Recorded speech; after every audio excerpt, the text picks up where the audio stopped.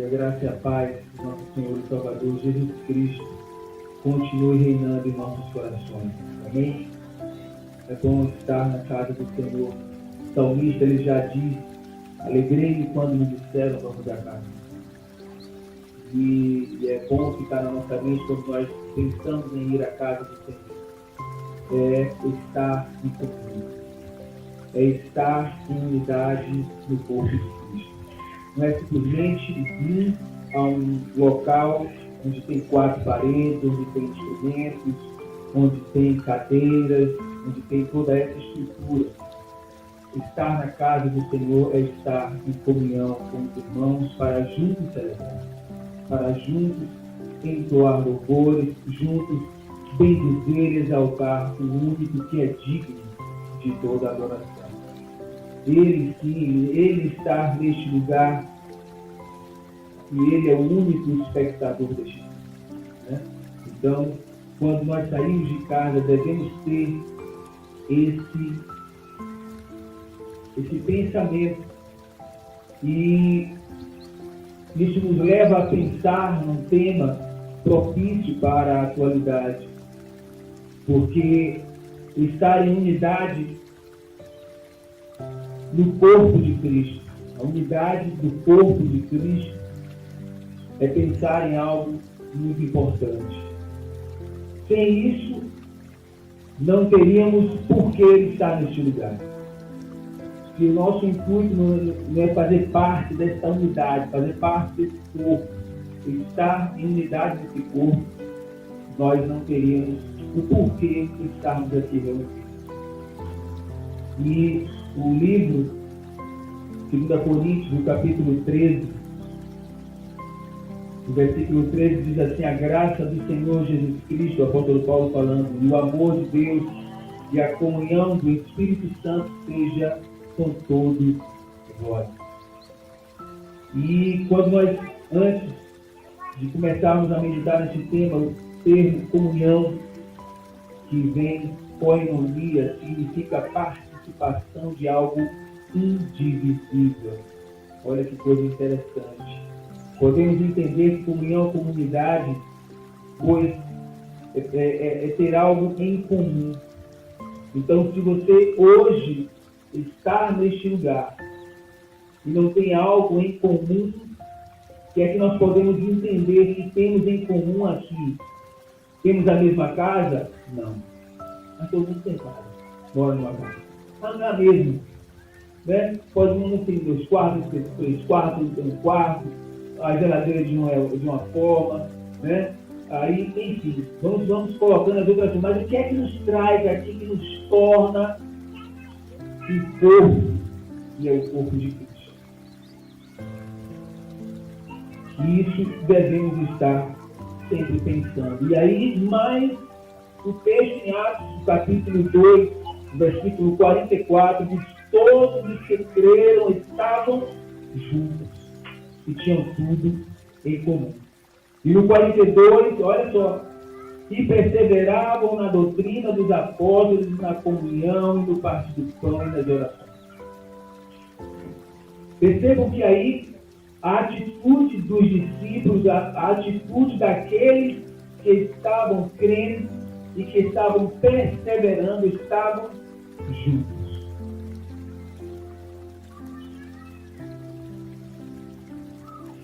E isso é importante, a gente estar sempre meditando, lembrando do porquê que estamos aqui reunidos. Porque se nós estivermos com isso bem focado, nós teríamos uma forma diferente de sair de casa para este lugar. Eu vou ali para celebrar ao Deus Todo-Poderoso. Nós vemos nestes versículos que já lemos e vamos ler mais ainda, vamos estar orando. Santo Deus, eterno Deus Todo-Poderoso, nós te agradecemos pelo teu amor, pelo teu cuidado, por aqui estamos na tua vida. Sei que nada sou diante do teu poder. Tua misericórdia é a causa de nós não sermos consumidos. E aqui estou apenas, ó Deus, como instrumento. Fala, Deus, ao meu coração, para que eu possa, de forma claro, de forma que todo o teu povo venha entender, que eu possa passar na tua vida. E que assim, a Deus, possamos sair daqui deste lugar, transformados, libertos, restaurados, daquilo que precisamos, porque a cada dia precisamos ser transformados pelo Senhor. E é isso que nós pedimos, agradecidos em nome de Jesus. Amém. E o apóstolo Paulo, ainda no capítulo, em 1 Coríntios, o capítulo 12, olha aí o versículo 12 e 13, para a gente facilitar isso. Olha lá. Ora, assim como o corpo é uma unidade, embora tenha muitos membros, e todos os membros,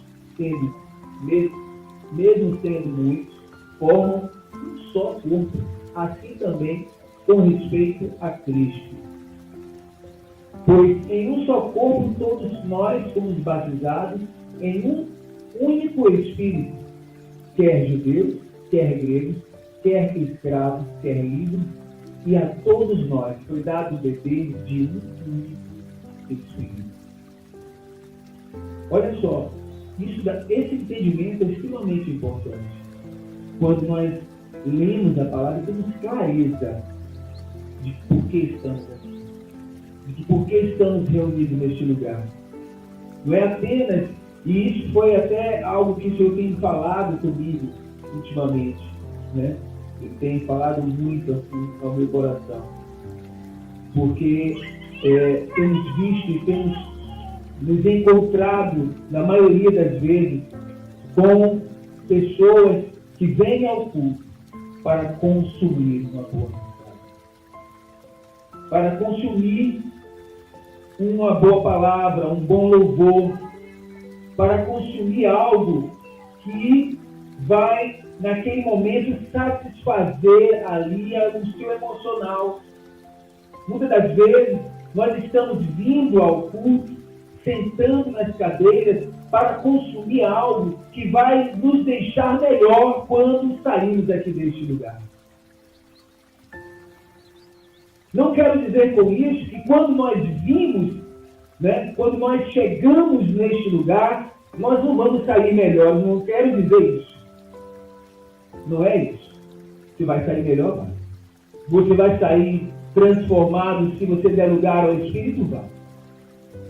Mas quando você tem a intenção de sair de casa para vir a este lugar, você veio fazer parte do corpo de Cristo para cultuar ao Deus Todo-Poderoso. Então você não veio receber, não é que você não vai receber, mas a sua intenção quando você sair de casa não é para receber, mas é para dar, entregar o culto, agradecer, dizer: Senhor, obrigado, muito grato por estar aqui podendo exaltar o Senhor.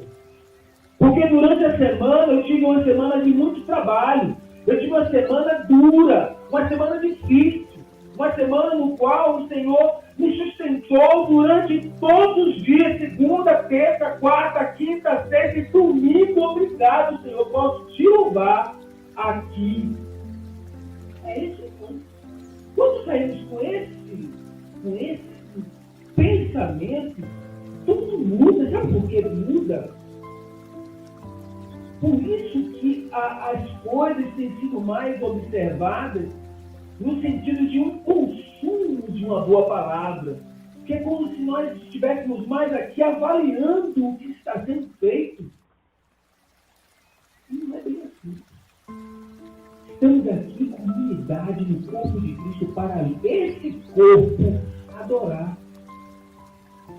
Aí a pergunta que não quer calar, né? A pergunta que não quer calar: o que é que tem impedido desse corpo adorar? Quais são as qualidades, quais são as virtudes que esse corpo deve ter para ele continuar, para ele adorar, para ele ficar firme? E aí, em Romanos 12, versículo 10, projeta para a gente. Olha aí, irmão. Romanos 12. Vamos ver se o pessoal está forte. Olha lá. no 12:10 diz: dediquem-se uns aos outros com amor fraternal, prefiram dar honra aos outros mais do que a vocês. Amar e honrar. Tem sido difícil, né, hoje, no meio do povo, esse sentimento de você olhar mais para o outro do que para você mesmo. Porque o que a própria palavra diz é que por se multiplicar a iniquidade, o amor de muitos se esfriará. E quando nós observamos o conceito da palavra iniquidade, nós podemos perceber porque ela está se multiplicando. Olha, e por se multiplicar a iniquidade, o amor de muitos se esfriará. Esse amor que vai ter esse princípio, né? Esse amor fraternal, que vai preferir em honra aos outros mais do que a você, né?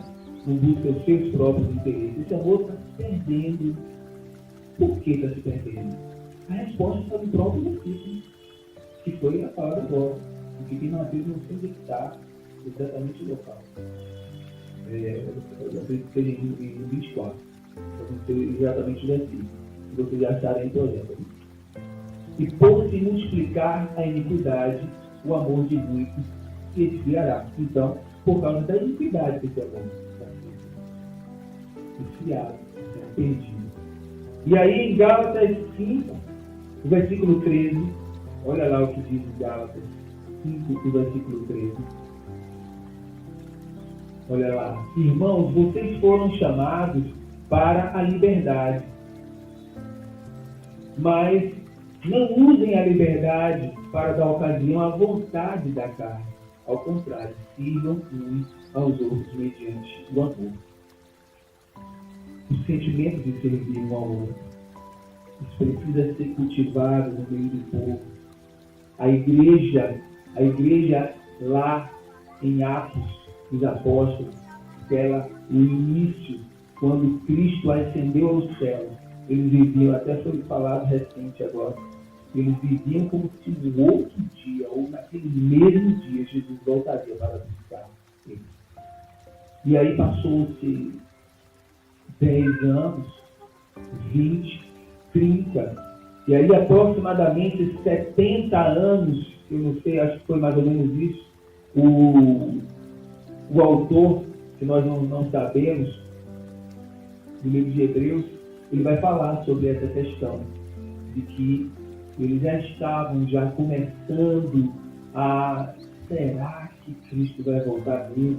Será que o mestre disse que ia preparar lugar? Ele foi ao céu, será que ele volta? Porque, imagine agora, ele ascendeu ao céu, aquela coisa ali no calor, e ele não vou voltar. Então a gente imagina uma semana, né? A gente imagina um mês, a gente imagina no próximo dia, ou pelos milagres, né? Que a gente viu o mestre operar, deve ser rápido para ele, é coisa de um dia ele está vindo. E aí eles começaram a agir como se amanhã o mestre fosse voltar. Eles não veem, não, deixa ele deve estar preparando algo bom para a gente. Aí passa anos, e aí o pessoal começou a, rapaz, está demorando esse negócio. Já começando a ficar difícil. Aí passou 10, passou 100 anos e já passou mais de 20. Aí a gente pode pensar, será que deve ser assim? Ele está dando tempo. Ele está dando tempo para você ir para a sua família. Ele está dando tempo para você falar para o seu filho. Ele está dando tempo para você falar para a sua filha, para o seu esposo, para a sua esposa. Ele está dando tempo para você para cada vez mais estar próximo dele. Ele está dando tempo para você ficar mais achegado a ele. Ele está te dando tempo. Será que naquele período, onde tinha aquelas pessoas ali, querendo que o mestre voltasse naquele exato momento, ou queria que o mestre voltasse no outro dia, naquele mesmo período, naquele mesmo contexto ali, existiam pessoas que precisavam compreender a mensagem. Existiam pessoas ali naquele momento que precisavam de mais tempo. E o nosso Deus, Ele é longo. Olha aí, não é? A gente fica imaginando, mas passou muito tempo. Mas quantas vezes tem mães que oram 10 anos, 20 anos, por quê? Esposas que ficam orando mais de 30 anos pela conversão do seu esposo. Mas aí é Deus que dá o crescimento, é Deus, é relacionamento com Deus, é você entender o que você vai fazer para que isso aconteça, mas é algo muito pessoal. Então fazer parte do corpo de Cristo é algo muito ímpar. Não é alguma coisa que podemos comparar a uma festa, embora estar em unidade no corpo é estar em todo tempo em festa, estar em alegria, porque a base do reino de Deus é paz, alegria e justiça no Espírito. Então, precisamos sim. E aí, dois pontos que foram colocados: amar, honrar e servir. E aí tem mais um, que aí é algo muito difícil, mais ainda, tem se tornado cada vez mais difícil na atualidade. Sujeitar-se. É algo que às vezes fere até a honra de algumas pessoas. Essa palavra, sujeitar-se, né? Mas olha lá o que diz em Efésios 5, versículo 21. Efésios 5, 21. Sujeitem-se uns aos outros por temor a Cristo. É difícil, não? É uma queda do ego aí que é terrível. Agora, veja o contexto. Porque nesse contexto aí, o apóstolo estava, se nós formos ler todo o ponto, ele está falando do relacionamento entre o homem e a mulher, o casal, e também faz muitas referências também, quando a gente vai observar para a igreja. Mas é algo que precisa ser muito entendido no meio do corpo de Cristo. Perceba que quando você observa esse versículo e vai para o tema corpo de Cristo, pense agora na minha mão. Eu observo a mão, precisa sujeitar-se ao comando do céu. Pense agora, se ela estiver aqui agora, não vou ficar aqui. Aí eu estou querendo fazer um sinal e ela não vou não. E aí, não, vou ficar aqui, eu quero ficar aqui, acabou. E aí, olha a boca falando a paz. E aí eu pensando em uma coisa, a boca falando outra, e a paz, não fale não, vou falar. E aí, ou seja, perceba o corpo, sujeitar aos outros, por isso que ele dá a ideia de membros. São diferentes, mas são interdependentes, precisam um do outro. E se nós não tivermos esse entendimento no meio do povo, nós não tivermos esse entendimento do corpo, essa ideia de corpo não for bem compreendida, é o que tem acontecido na maioria dos locais, sonhos, inveja, né? Você vê diversas outras coisas acontecendo no meio do corpo, porque não tem entendimento do corpo de Cristo. E aí suportar e perdoar é um outro ponto também importante, em Colossenses 3, versículo 13. Olha só, já está chegando lá. Colossenses 3, versículo 13. Diz, suportem-se uns aos outros e perdoem as queixas que tiverem uns contra os outros. Perdoem como o Senhor lhes perdoou. Olha, quando a gente lê, tem situações que a gente não quer nem ler esses versículos. Porque são versículos que confrontam a gente. Coloca a gente em um lugar onde a gente vai dizer assim, poxa, mas o que ele fez comigo não dá assim, tá? Olha, eu vou passar a culpa para lá de lá. E ainda tem que suportar, não, que ele que venha. Não, não. Suportem. A palavra de Deus, ela confronta a gente.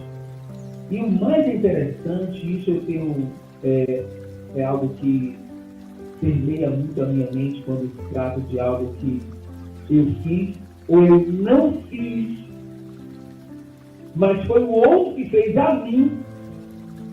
Olha só, gente, isso é tão grave, isso é tão importante entender, não tem ideia. Mas gravem isso, quem sente a dor é que peça. O irmão não te magoou, fez algo com você, você estava todo certo, tudo direitinho, sentiu dor, é você que pede perdão. Ah, não, mas foi ele que fez comigo. Mas é você que pede perdão, porque você que está sentindo dor. Porque muitas das vezes, olha só, grava isso aí. Muitas vezes nós falamos com alguém em um tom onde para mim foi muito natural falar daquela forma, mas o irmão se doeu, o irmão ficou chateado com a forma como eu falei. Então eu não sei disso, estou tranquilo, porque a forma como eu falei, eu não senti que eu magoei o irmão, mas o irmão estava sentindo dor esperando que eu fale com ele. Descubra. Não vai. Se você está sentindo a dor, é você que tem que ir. É tudo, mas é você que tem que ir. E por isso que perdão, no significado, vai dizer perder o direito, tomar prejuízo. Porque aquele juiz, aquele senhor daquela vinha, quando ele perdoou uma dívida do seu servo que era de 10.000 talentos, ele percebeu que aquele servo não podia pagar a sua dívida. Ele não tinha condições, porque uma comparação de um pregador que foi falando, aquele valor, naquela época, pagaria o salário de toda uma cidade durante 150 anos. Você sabe o que é isso? Você sabe o que é você pagar o salário de uma cidade durante 150 anos? Era a dívida daquele homem. E o Senhor disse, eu te perdoo. Ele tomou um prejuízo. Ele perdeu o direito. Ele tomou um prejuízo. Ele disse, fique tranquilo. E aquele servo, quando encontra agora o seu conservo, que devia apenas 100 denários, que naquela época apenas um salário de 100 dias, ele não conseguiu perdoar e prendeu aquele conservo e disse, fica aí preso até me pagar. Ou seja, perceba que 100 dias para um salário de uma cidade durante 150 anos é incomparável esse preço. Ou seja, observe que à medida que ele foi perdoado, ele não conseguiu perdoar. Eu não consigo nem fazer um cálculo percentual.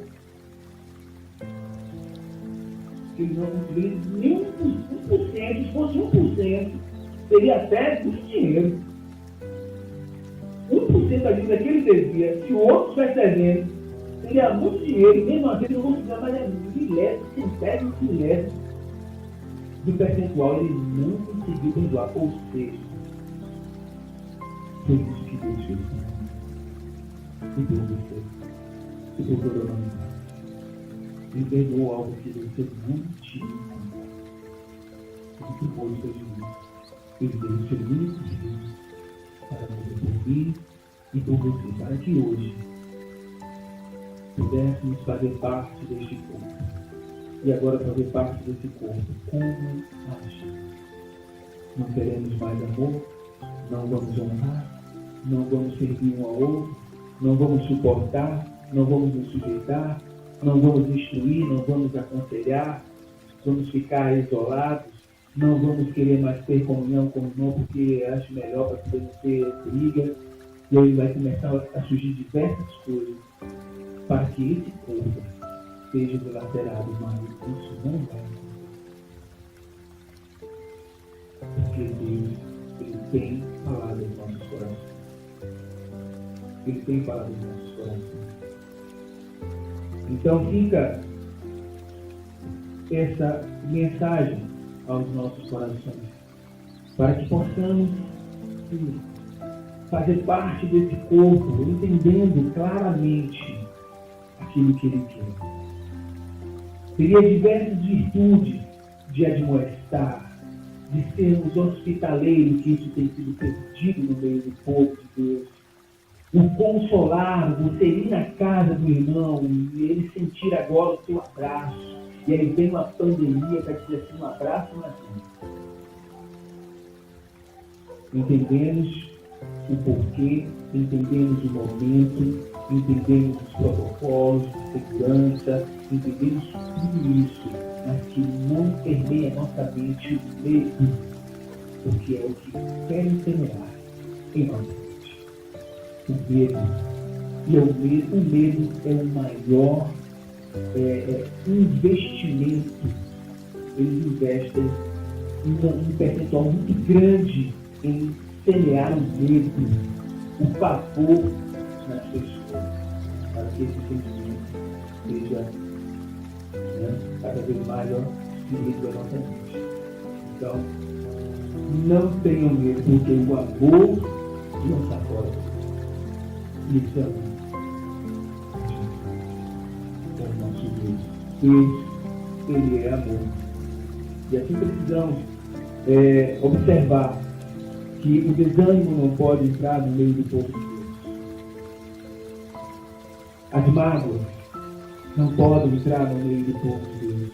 O orgulho, isso é algo que tem afetado o corpo de Cristo. O orgulho, sim. O egoísmo tem afetado o povo. Tem afetado o corpo de Cristo.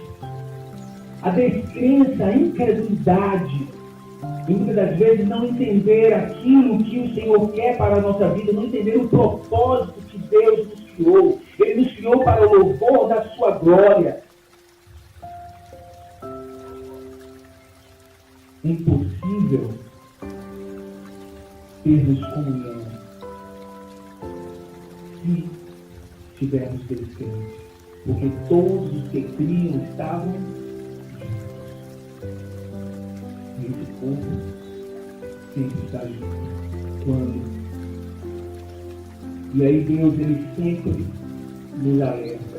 E aí em Salmos 34, versículo 18, desperta está o Senhor, os que têm o coração quebrantado, e salva os de espírito oprimido.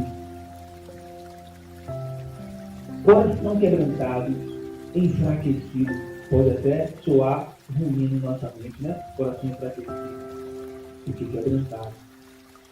Mas é porque quando a gente tem o coração duro, ele fica forte. Mas esse forte aí é para não entrar nada. Então, enfraquecido, deixa ele variar, o coração. Essa expressão aqui, muito fácil. E o Salmo 51, o versículo 16 e 17 diz: pois não te comprares em sacrifícios.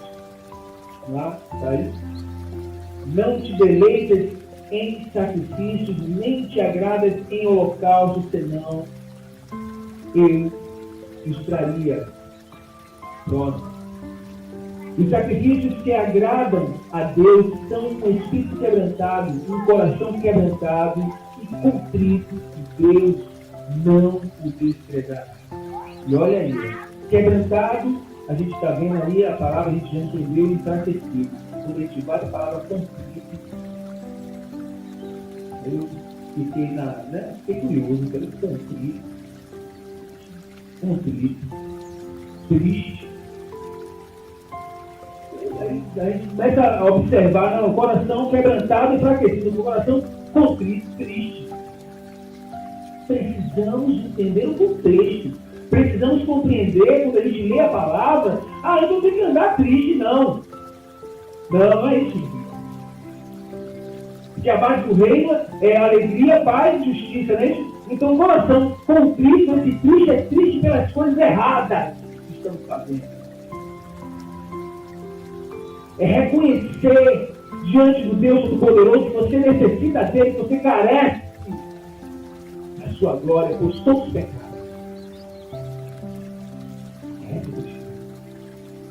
Mas depois vem a alegria de saber que ele se exaltar e glorificar ao Deus Todo-Poderoso.